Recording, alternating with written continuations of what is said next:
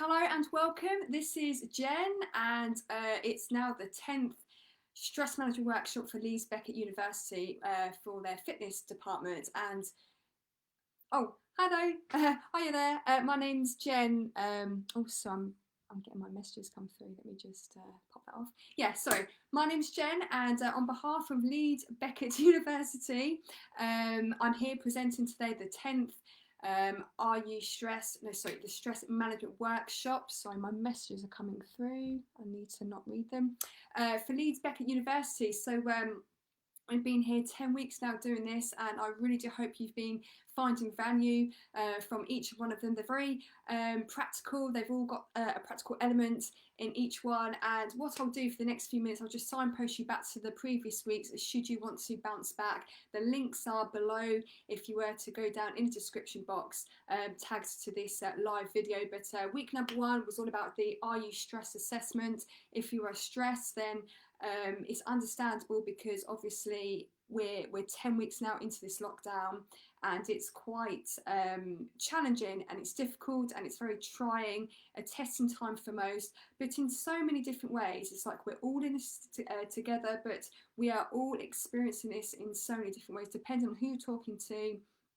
And we've all heard the good positive sides to this coronavirus pandemic, but we've also heard the negative impacts as well. So again, I really don't know where you are in your situation, but again, with these workshops, I'm here to bring down your stress levels. And if you were to score anything over 14 points plus out of the 25 in that 25-part assessment, then there is more information in workshop 1 to help you combat those stress levels and bring yourself down.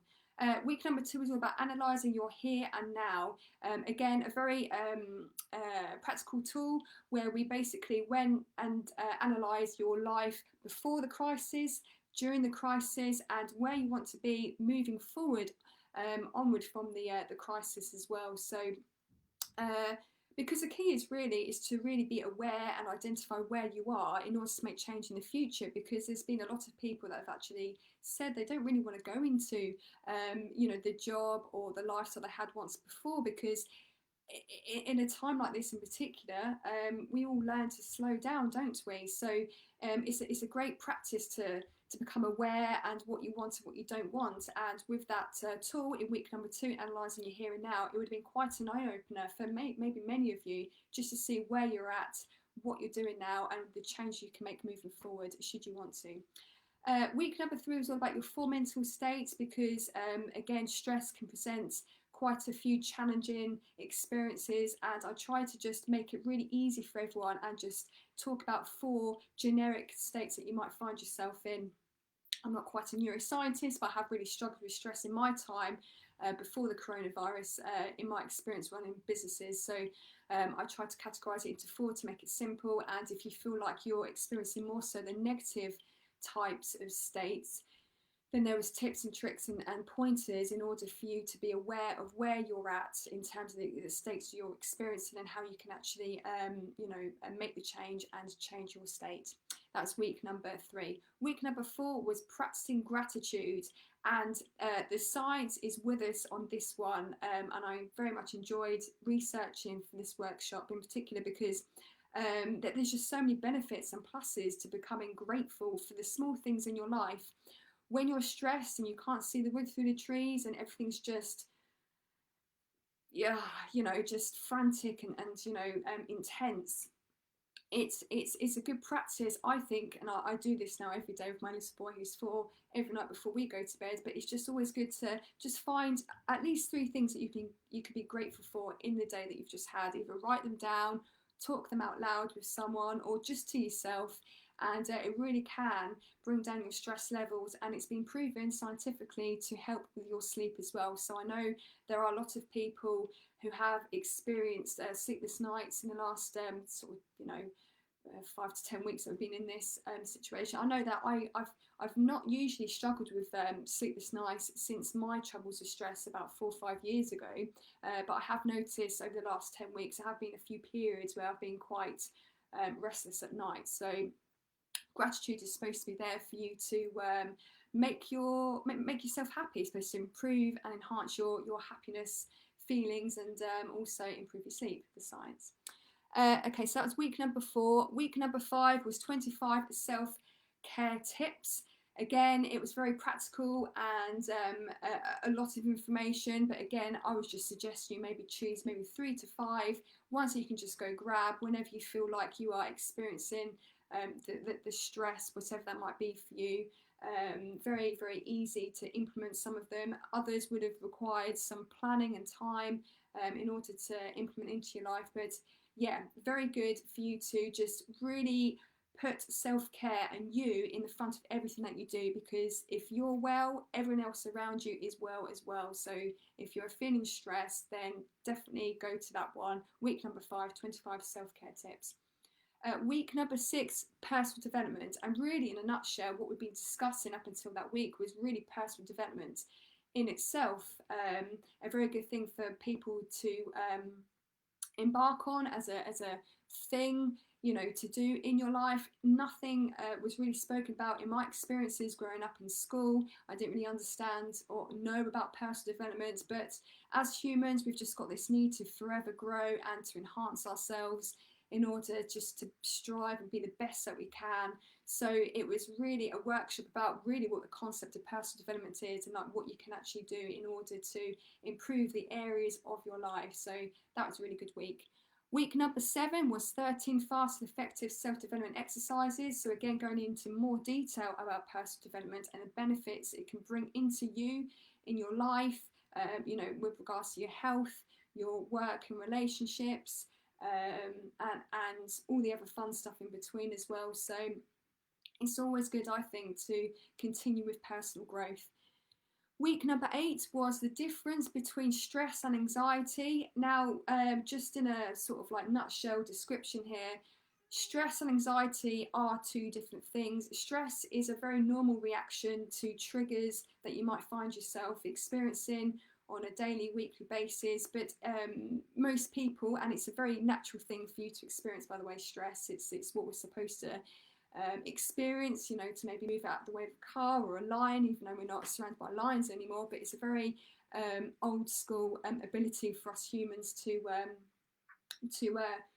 react. So it's stress before the COVID crisis could be, for example, stress at work. So when you're always alert, when you're always on, when your stress levels are just always activated, and it's all about you becoming aware of those triggers in order for you to bring your stress levels down. And it's all about just basically telling your body that everything's actually okay and you're not really in danger at all. But again, that's a skill in itself. But there is a difference between stress and anxiety is usually when you are still feeling the effects of stress in your body after the trigger has passed.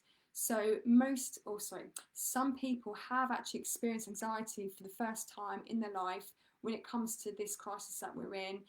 I've certainly been there, not so much in the COVID crisis, but certainly with business experiences a few years back.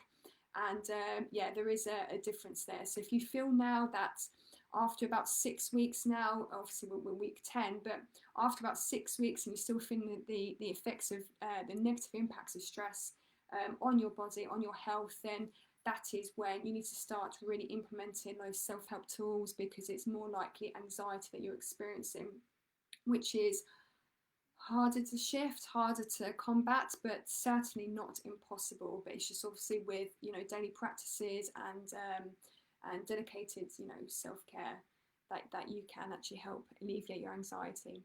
Last week, week number 9, was the psychology of dealing with change, and this could obviously be a very prime example of change in your life. Before the COVID crisis, change could be anything from like a change in jobs, a move, house move, or it could even be a death in the family and dealing and coping with change like that. The COVID crisis is obviously a huge change in most, if not everyone's lives. I should say, and yeah, it was really about the psychology, about how as humans we react to change and the best ways to cope with change. So that was last week, week number 9. This week is all about week number 10, how to cope with money worries, because yes, unfortunately, a lot of people have experienced financial stress. due to the COVID-19 crisis. And it's understandable because it just felt like overnight, within a matter of days, you know, everything was turned upside down for the majority. So yes, some schools are going back next week from the 1st of June. Some shops are actually starting to open as well, which is good news. Again, though, there are a lot of people out there who have no idea about their job. People are not getting furloughed as long as what they thought, and things like that. There's just so many avenues to this. So obviously this is going to be an overview about how to cope with money worries. I've actually been through stress, business stress, and I've actually been through, I would say as well, in my time, financial stress. I've certainly had money, I've certainly lost money, all through business endeavours. And I can definitely vouch for there are highs when it comes to finances when they're all great, but obviously when they're not, it can have a huge impact on your psychology, on your mental health, on yourself as a person, and everything else. So yeah, again, I do feel I've got slight experience to maybe pass over to you, so take what you will from it. So the workshops are always every week on Thursday this time, and it's for anyone who is struggling with the stresses of this COVID-19 crisis. So I just want to let you know that you are not on your own. You are certainly supported. Should you want to reach out to me, reach out to Leeds Beckett Fitness.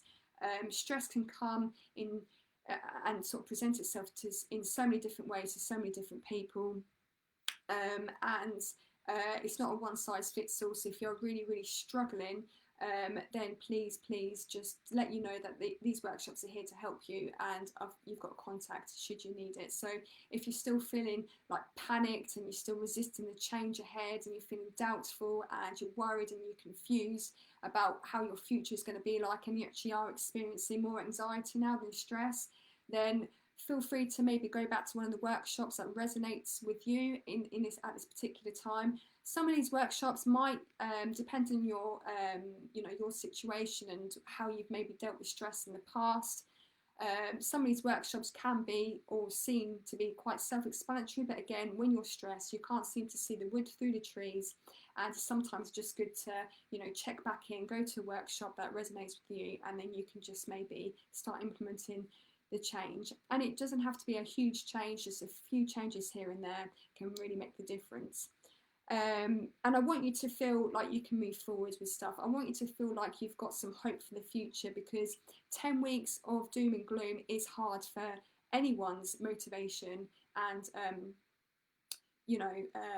get up and go, because it's been a trying time for everyone all round. So yes, so I'm just going to let you know that money worries can actually affect you on 3 main levels. It can affect your thoughts, so your thought pattern. It can also affect your feelings, so how you feel towards maybe yourself, your partner, your work situation, and it can affect your behaviours as well. So if I revert back to my stressful thoughts about money, a few years ago when it came to business decisions I was making at the time, again, it can feel like the stress and the negative spirals I've been talking about in previous weeks.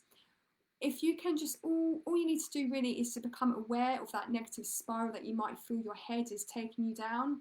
And that's easier said than done, because when you're in that cycle of worry and stress, and you feel you just cannot get a grip with how you are thinking and reacting towards things, that's when you need to really slow down, take action, implement things like self-care tips, and also meditation. I mean, meditation for me got me out of my darkest days with depression, stress and anxiety. So if you are still really battling with those negative thoughts coming into your head because of, for example, money, then that's when you need to start taking action, because if you change your thoughts, everything else changes, like your feelings and behaviours. But if you don't change your thoughts, then your feelings towards financial stress and money worries will just overtake everything as well, because that's when the fear starts to creep in, and you start to maybe second guess what you're doing, and you may not understand, or maybe you can't quite work out what the next port of call is, what the next action point is for you to take. And if you're starting to feel like that's like the fear, and you're starting to feel quite down, and you're starting to feel uncertain, and that you feel that you're just a bit trapped in your situation, that's when it's going to overspill into the way you behave. And behaviours when you are worried about money, if I again refer back to how I was, just to give you a live example or a true example, would be I just wasn't myself. So if you feel that obviously you are you, but you're not you, you're doing things that are completely out of character. It could be that you're emotional, it could be that you're being a little bit short with yourself, being a bit short around those that you care, who are around you right now, your family members. If you're feeling quite erratic, quite up and down in mood, if you are feeling out of character in terms of behaviours, to me, just from my experience and the way stress works as well, that's when you really need to start implementing change. And it all starts with thoughts, right? So obviously your thoughts affect your feelings, and your feelings then affect your behaviour. So if you're really starting, or you have been out of character for X amount of time, this is when you need to start taking action. Again, ping back to any one of those workshops that you resonate with where you are right now, and you can start alleviating the stress. But this is actually taken from the NHS, this part of the workshop. And really what they say, if you go onto their website, is that you need to firstly face your fears head on when it comes to money. Now, I completely get that. When I was running my business, or businesses at the time, multiple businesses, there's a lot for me, there was a lot for me to get my head around. And this is probably where you might feel in your situation, because really you don't know when your next full wage might be coming in, or it could be you in a real unfortunate situation, and you may not even have a job, or you're self-employed, and there's such a grey area when it comes to being self-employed, and you may not get that much support from the government, or you may not be getting as much money than if you if it was before the COVID crisis. I really don't know what your situation is, and it's really hard to maybe talk about how I can help you as an individual, but in general it's just all about facing your fear. And if you have that resistance to facing up to where you are financially, then don't be too hard on yourself, because that's a very common reaction to stress, and if it is towards money, because you just want to maybe put it to the side, or maybe ignore the letters that are coming through the post, put them in the drawer. It's if you're doing that, that's when you need to realize that you need to get on top of it, because when that overwhelm kicks in and you are just like seeing the days go by and you're still not acting on the finances, then yeah, that's when things can really get out of hand. From the NHS as well, but I've been an advocate of this, for all these workshops, and Leeds Beckett Fitness and University is just brilliant for this. You need to stay active, because it's just what you need. Your body needs you to be exercising. It just helps with your mental health. It helps with you just feeling good, all the good feelings and chemicals will get released in the body. If you haven't adopted some sort of fitness routine, there's never a late time to start. Do it from today. Go for a walk. It's such a beautiful time, beautiful weather right now out there in the UK, and yeah, the key is to stay active, and that is what the NHS suggests on their website.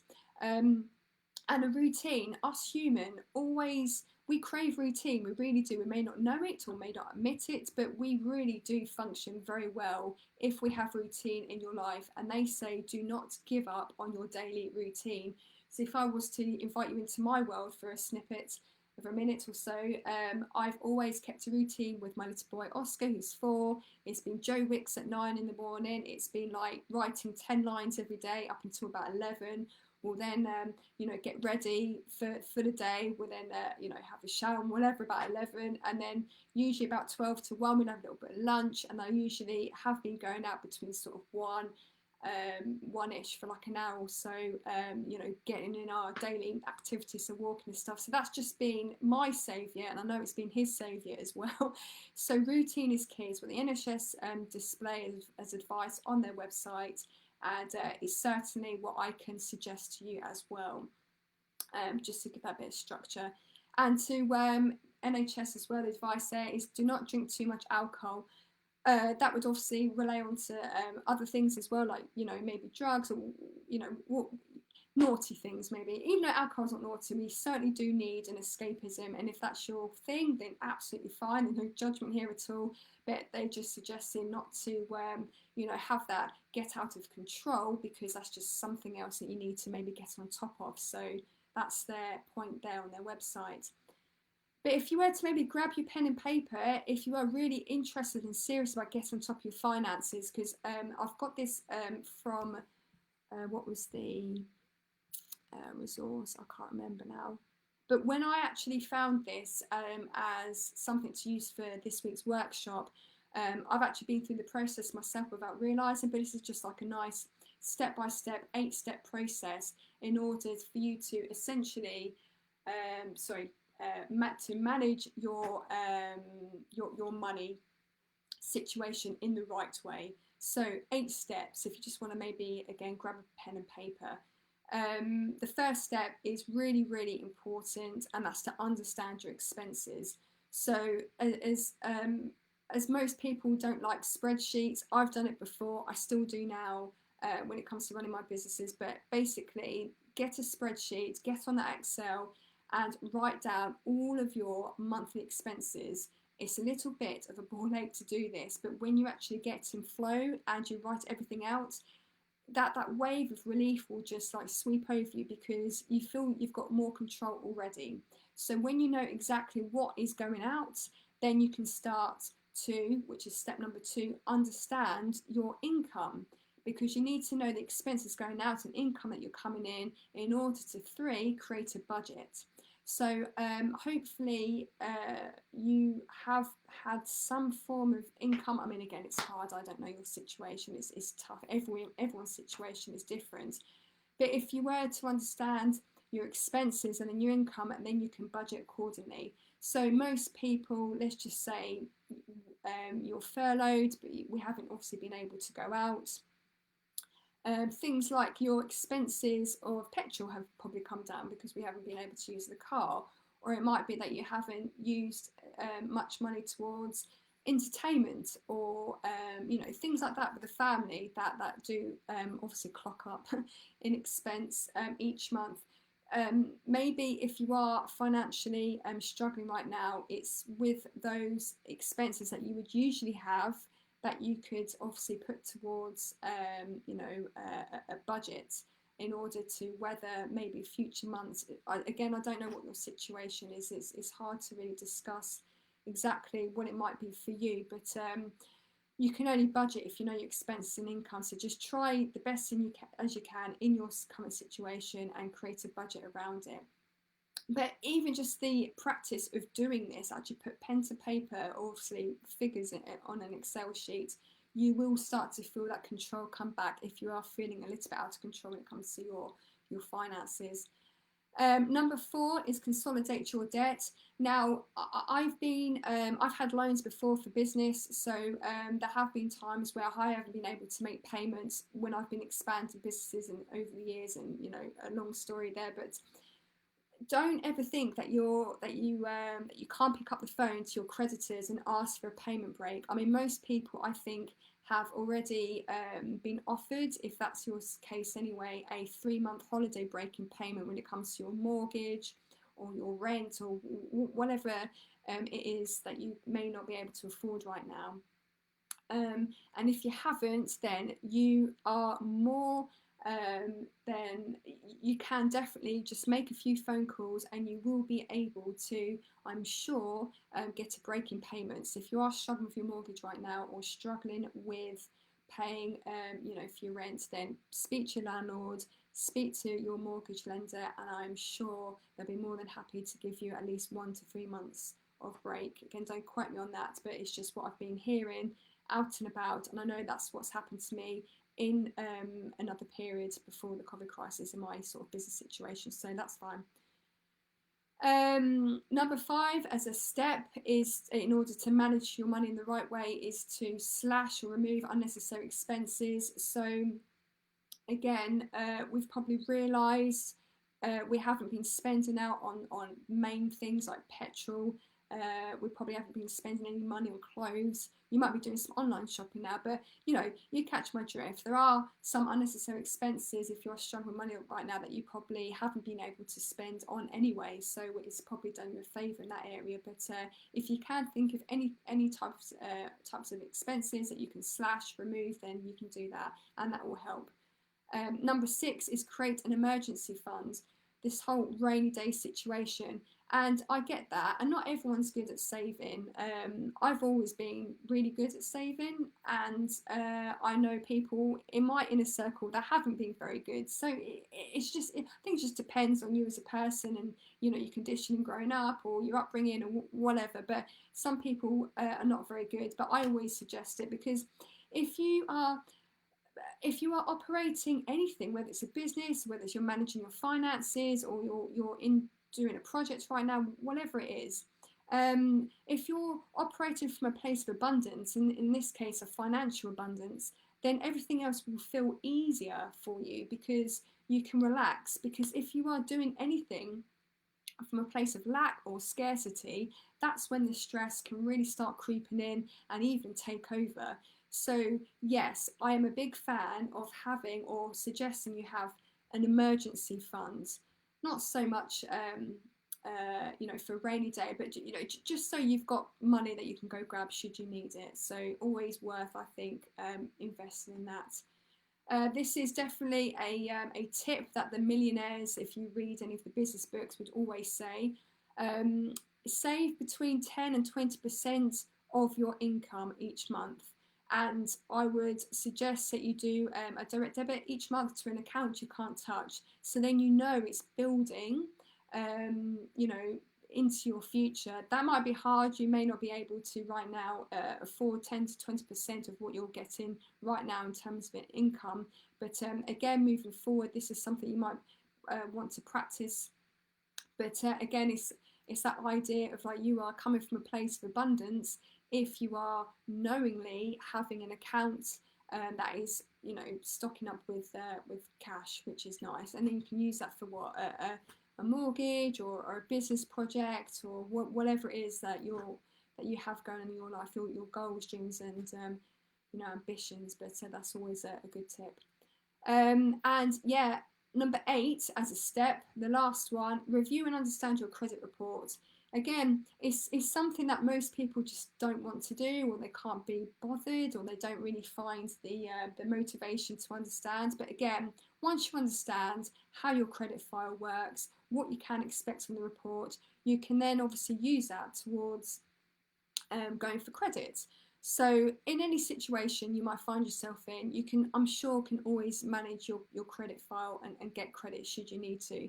So again, I only know this because I've been in business, and it's not always black and white. There are some lenders out there who do actually take on candidates who do have a colourful history. So for example, I struggled, a little insight here, struggled to get business loans because I was an expat in China for 7 years. So all my business accounts were in Chinese, and I couldn't come back to the UK and get a business loan because I couldn't offer trading records for 3 years in English because I was operating in a different country. So things like that. But I have come back, and there were other ways. There are always resources for you available. It just depends on you. You need to learn to be resourceful. And again, if you just are not familiar with all this, it's just all about understanding things first to then realise that you can actually make the phone calls. You can actually reach out to certain lenders if you do need, you know, certain help, and just see what happens. It just means picking up the phone, inquiring, do some research, and there's so much help out there as well online. And again, I think lenders and places that would offer you money are even more lenient in a time like this, and I know that some companies are not even impressioning credit files or your reports. So if you were to have a break with your mortgage, that won't show up in your credit report. So that's actually a thing. I've had that confirmed. So yeah, you just it's hard work, isn't it? When you it's something that we don't want to do. Most people don't want to be doing this sort of thing, especially when they are operating from a place of lack or uncertainty. But just get the ball rolling. Even if you just were to do like one of the steps today, it would just make you feel so much better, because it's just all about feeling like you've got that control back again in your life. Because this situation can certainly knock you off your perch, really, again depending on your situation. But yeah, it's not nice to feel stressed, and finances certainly is a very big factor, contributes a lot of people's stresses in their life. So okay, I hope you found that useful. I'm going to go back and see if there's any comments. I'm not too keen on this interface because I don't know where my questions come up, but if you do have any questions after I say goodbye, then feel free just to slip me a message on Messenger. But yeah, let me know what you found of value. I like to do quite a lot of research when it comes to these workshops, and really the first few minutes of the workshop is all about signposting you back to the other workshops, because again, it just depends where you are. Some people just need different workshops for, depending on where they are in their situation. So try and be as generic as possible, really, but hopefully with the practical elements you can actually get on top of stress or get on top of whatever it is you need to get on top of. Okay, thanks ever so much for tuning in. I really do appreciate it, and again, I'm here to support you should you need, and yeah, I'm sure I'll be here next week, so take care. Thank you.